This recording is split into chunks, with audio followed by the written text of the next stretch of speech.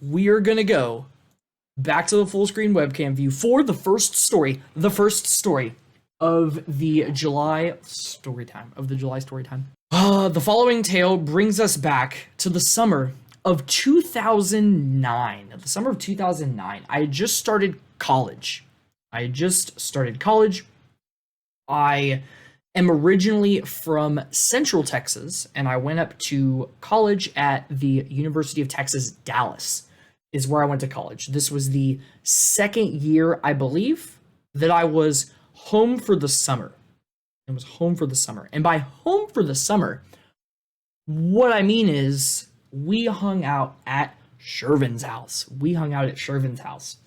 This place was like the de facto bachelor pad of summer. Shervin's dad was really chill. He mostly just stayed in his room. He was like, all right, guys, just like don't do anything illegal and everything will be fine. Like we'd stay up late, we could eat the snacks, we could play video games at all hours of the night. Doesn't matter. This is where we hung out. Group of friends of mine, like 6, 7, 8 guys. Like all guys. We would play Smash Brothers. Just this is when Super Smash Brothers Brawl was like the main game. We just play that like all day long. It was a grand old time. It was a great way to spend the summer. Now, Shervin has a younger sister. And as you might expect from a situation like this, Shervin's sister was bored a lot at this place. She didn't really like games. She didn't really like video games. She did not share any interests with us. And she didn't like a lot of Shervin's friends, which I think is fair. She just wasn't, mostly kept her distance. But one day, the sister gets it in her head that she wants to try out her new hair straightener. She asks one by one the group, hey, let me straighten your hair. And one by one, all of the guys understandably are like, no, don't come near me with that. I don't want you to straighten my hair. When she asked me, I decided that I wanted to make things a little bit interesting. You can see the title of the story. Okay? This is when we were into Guitar Hero 3. I was talking about Super Smash Brothers Brawl. We played that a lot, but Guitar Hero 3 was another game that we were all really getting into. And Shervin's sister also played Guitar Hero with us. That was like the only game that she was really interested in. But she was exclusively a medium level player. The difficulty that she played on was medium. If I get out of the way, you can see the frets. I can't do this mirror. You can see this. I make a horrible weatherman, by the way. You can see the frets here on the board. The green would be here, and you got red, yellow, blue, and then orange. So when you play on easy difficulty, you just have to care about these first 3 frets, the green, the red, and the yellow. And then blue is what they add for medium. And then on hard and expert, you get this orange one down here. You see an orange button up there. And you have more buttons, and you got 4 fingers for frets. So when you hit that threshold to get to hard, you have a whole extra. You gotta start moving your hand in order to play the guitar, and it's a lot tougher. Shervin's sister was a medium level player. She could do a majority of the songs on medium. And if you remember Guitar Hero 3, I think it was in the last bracket of songs, or maybe the second to last. There were a couple of there. There was one by Metallica. That song is ridiculous. And there was also another song called Cliffs of Dover. One of my personal favorite songs. I think it's a good feel-good song from Guitar Hero 3. Cliffs of Dover is one of these songs. And it's also really, really hard. And I told her, I said, okay, look, if you can complete Cliffs of Dover on hard on your very first try, if you can complete Cliffs of Dover on hard on your very first try, you can straighten my hair. And her eyes lit up, and I knew that I had made a mistake. So she sits down like right there's fire in her eyes right away. She's like, all right, I'm ready to do this. Sits down, gets the guitar, she's all focused, she's ready to go. And so the thing is, in Cliffs of Dover on hard, there are a lot more orange frets than there are green ones. And so what she does, I feel like this is so devious, even though it's exactly how you should play on expert. She actually moves her whole hand down. So she's not doing extra work with the pinky. She has her index. Hold on, let me put my other hand here. There we go. She got her index finger here on red, and she just plays the bottom 4 notes and just ignores green the entire way through. She gets like 75%. She limps through the song, and I think there's a picture out there of me with this straightened hair, but she indeed did it on her first try. She straightened my hair. She did a really good job, but that didn't stop me from feeling exceptionally silly. Made me look like a fool. And I know it doesn't really look like it right now, but I had a lot more hair. So it was more functionally interesting to see me with my hair completely straightened out, and I never wagered anything on Guitar Hero with her or anyone else ever again. It's time for another story. Who's ready for this one? For this tale of woe, we go back. Maybe I shouldn't say tale of woe. I shouldn't give it away. We go back to middle school Bauer Dad. And of course, I was not a father in middle school, so we'll just say Josh. Go back to middle school Josh. And I had a love interest. Her name was Megan. She was pretty. She was nerdy, just like me. She made my little middle school boy heart do all the pitter patter and fluttering motions of a middle school crush. But I was very shy. I was a very timid young boy. And I did not have any guts. To do basically anything at all. One day, I think this was like springtime. I think this was like springtime, because in one of the art courses that I was in, we made what feels like, now looking back on it, feels like more of an elementary school art project. But no, this was a middle school art project. It was like a woven heart. It was paper, and you had 2 halves, and you like interleave the pieces so it's red and white, and it makes this woven thing. This is when I concocted a plan.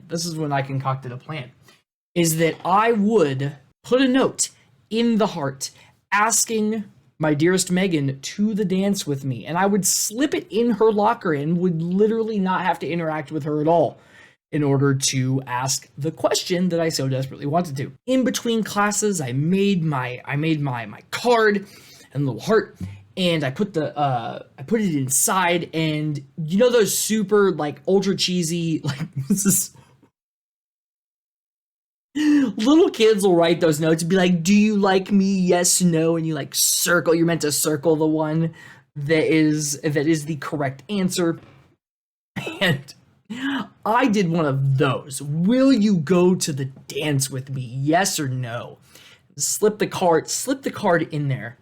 And I am in between classes, and I am carrying my heart card contraption.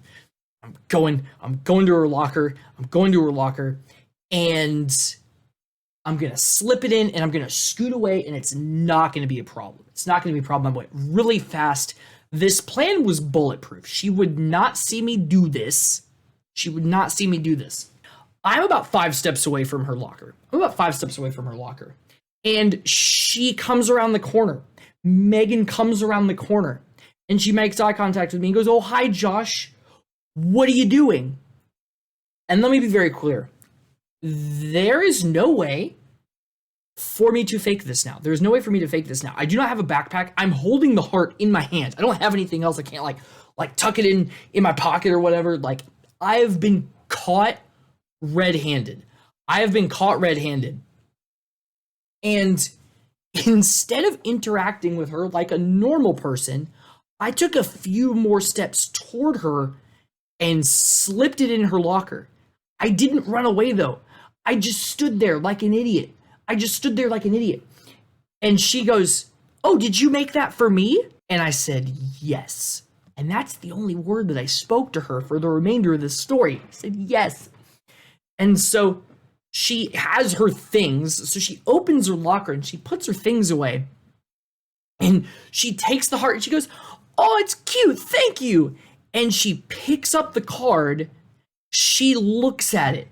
I see the comprehension in her eyes. She reads the card and she goes, "Aw," and puts it back in her locker, shuts the door, and walks away.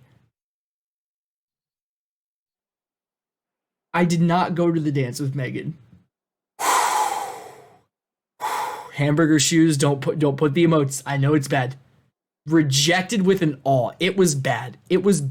So, who wants to hear what happened at the dance? Because if you think I saw Megan there, it's actually worse. It's actually worse than that.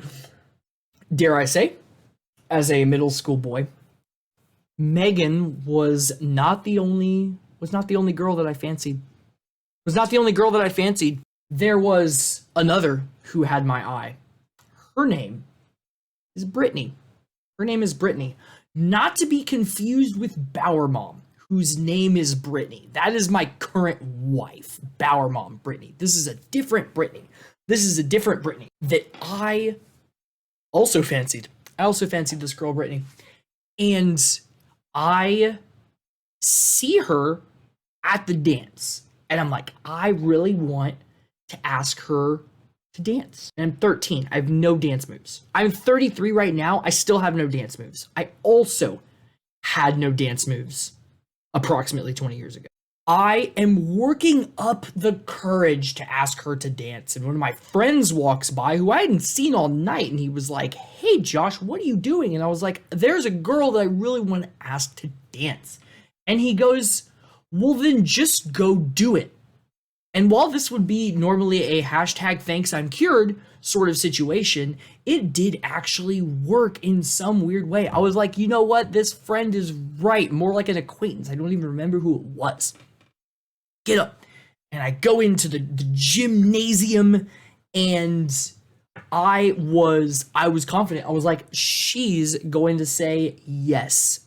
Do you know why she's going to say yes? Because earlier in the evening, she gave me the rest of her soda that she did not want to finish.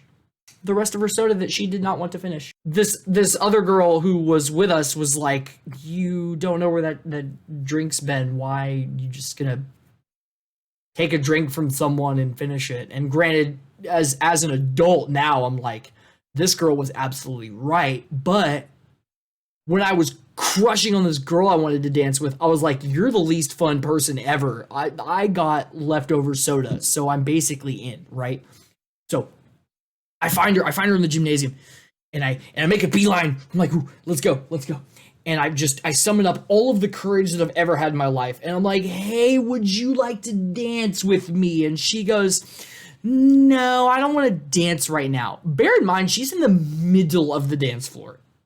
She's in the middle of the dance. So she's like, "No, I don't feel like dancing right now." And so I'm walking away, and before I'm even out of earshot, another guy walks up to Brittany and asks her to dance. And she goes, "Oh, sure, that sounds great."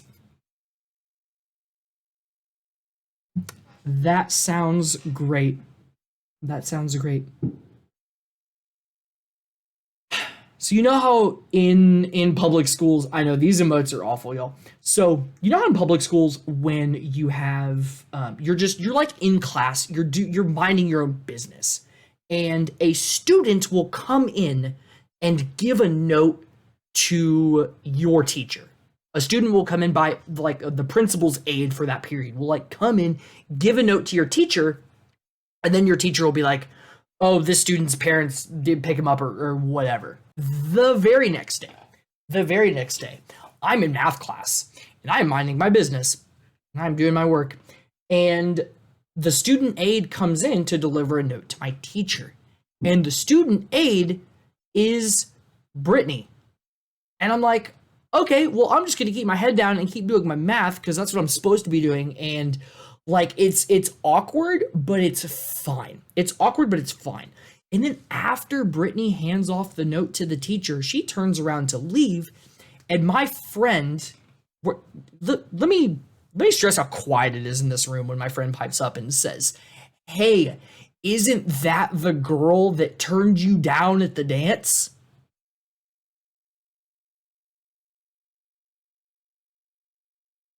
This is what I wanted to do.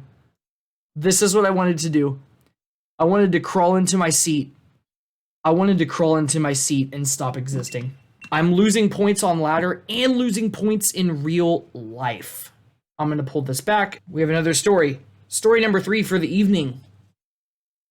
Story number 3 for the evening is a HMO1 above the rest. The background behind me was very deliberately chosen. A long time ago when the original Pokemon Red and Blue came. I say original Red and Blue. When Red and Blue came out in the United States of America, good old US of A. My brother and I actually shared Pokemon Red. We had one cartridge to use together between us, and we loved playing Pokemon. It was really cool. Behind me, you will see, is Route 16. 14 or 16. But most notably, I want to point out this. Oh, no, my finger's getting cut off here. The cut tree. The cut tree that's right over there. Something dumb happened. When we were playing this game and exploring. Went in here, cut the bush, exploring, fighting things, what have you. And while we were in here, our Pokemon that was able to cut down the tree fainted. And we had no way to get out. We were a good deal into this. And we were trying to wrap our heads together. We couldn't figure out a way to get out because after a battle occurred, the cut tree came back. So I erased the entire file that we jointly had with all the progress. It was very sad. And then I realized that you can actually use HMs even if the Pokemon is fainted. Presumably to prevent stuff happening just like this. But I didn't know that. I did not know that. I was not clever enough at this age. I should have been. I should have known. I can't believe I didn't try it. But nope. I threw away my whole Pokemon save because my cut user fainted on the other side of this tree, and I couldn't wrap my mind around the fact that there might be another way for the last story of the evening. Bauer Mom has entered the chat just in time. For the first time in chat. For the story. How I Met Bauer Mom, circa October 2012. October 2012, coming up on 10 years ago. The Megan and Brittany didn't deserve you. Thanks, honey. Megan and Brittany didn't deserve you. Incredible. Thanks, honey. So, How I Met Bauer Mom. For those of you who don't recognize the very distinct blue behind me, this is a website. Called Tumblr.com. Blogging website. Not a dating website. As people have suggested when I tell this story, like, oh, is this some kind of dating website? And I'm like, oh, I'm so old, I don't know. So, here's the thing. I am originally from Texas, as you know earlier in the evening, I grew up in Central Texas. I went to college at UT Dallas. However, my wife is originally, I was like, what's the correct word for that? Originally from Florida. Originally from Florida. Now, you see, Bauer Mom was part of a missionary organization at this time, and she moved and created a Tumblr created a Tumblr in order to have her own community that she could take with her. And I too was on Tumblr for reasons that I don't remember, but I got a wife out of it, so worth it. We're both on Tumblr, and my lovely wife recognizes that most of the funny content that she is reblogging and seeing on her little news feed comes from yours truly. So if she follows me, I follow her back, and we just become mutually following one another on thetumblr.com. Over the course of this, we get to know each other better. There's nothing really like going on. We're just friends on Tumblr. We have lots of mutual friends, and we have a grand old time. We've got a nice little Tumblr friend group. We're a nice little Tumblr friend group. Going back to the missionary organization that she is a part of at this time, she is part of a team of people from different parts of the world. There's a girl from England, there's a guy from Germany, another girl on her team is from South Korea. Because of that team dynamic, they often found themselves discussing just what things are like in different cultures. And one day, they are discussing dating in different cultures. And she gets roasted by her team. They're digging on her. They're making fun of her because she's never been on a proper date in America. As you know from the story I told prior, Bauer Mom, I was 19. We don't date in high school in America. We just go to the mall or the movies and make out. Am I right? Correct. She had not been on a proper date, and her team was dragging her for it. So she makes a post about that. That her team was roasting her for having never been on a proper date. Now, let me reset up some of this context. You know the story that I told about Brittany and Megan and middle school Josh, and how it took all kinds of muster to speak to girls that I was interested in any capacity. And this is genuinely like 10 years after that. I finally built up enough courage again. I messaged her when I saw this. And at this point, I know that she is currently working out of the DFW area. Like, I don't know where, like, not like a hardcore stalker. Like, I know she's local to me somewhat. So she was like, I've never been on a real date. And I messaged her and I said, oh, you've never been on a real date? What are you doing on Thursday? It is the single bravest thing I've ever done in my life. And he said, that's no good. That's right. I think that is what I said. That's no good. So I messaged her. I said, hey, what are you doing Thursday? And she says, oh, I think the college group at the church I'm working at is doing wiffle ball night. I'm real bad at sports, y'all. I'm real bad at sports, y'all. The only time that I hit the wiffle ball all night long is because I didn't swing at it, and the ball comes behind me and bounces off of the bat, and I'm like, I did it. I hit the ball, kind of. I'm bad at sports, but she's like, hey, college group is doing wiffle ball night. You should come. And if you see Bauer Mom's comments in chat, she says, yes, I will meet a stranger in Texas. Right. And I go to wiffle ball night. Met her, saw her in person for the first time. I'm like, hey, I'm Josh. Nice to meet you. She's like, oh, great, nice to meet you. Yay. You know, we met and it was fine. And then she literally did not say another word to me for the entire 2.5 hours that I was there. Completely didn't talk to me at all. Our mom says, thought I was super hot and awesome. Yes, these things are true. He weirdly forgets to mention that, Mark. Listen, she wounded me. That's what I thought. I asked her out. She invited me to an event and then didn't interact with me after I met her for the entire time. So I was like, okay, I shot my shot. We're good.